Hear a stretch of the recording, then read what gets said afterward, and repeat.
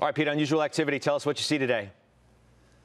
All right, I'm going to start off with the uranium ETF, Scott. Now, we talk about energy all the time. We're usually focused more on oil and gas. But I will tell you, Cameco and the uranium side of things is also something that's becoming a little bit more commonplace for people to kick around some ideas about energy. So I'm looking at URA.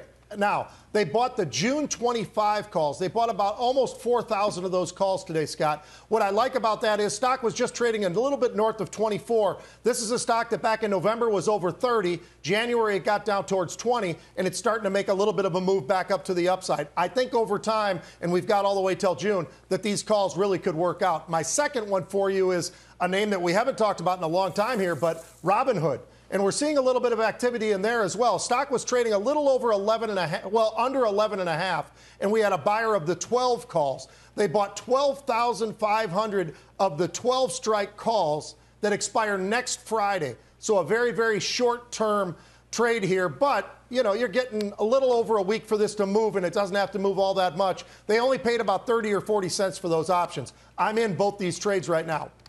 All right, that sounds good. And you know what I want to ask you about as well, Pete, is a downgrade to Intel to underweight. I think this is the second sell call in the street. There may be another one. I'm not sure. Underweight at Morgan Stanley, target to 47 from 55. I bring it up now because you own the stock. And it's funny that you talk about IBM earlier, that you think now's the time to own IBM. Is now the time to own Intel?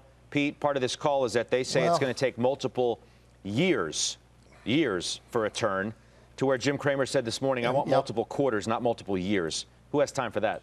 Yep.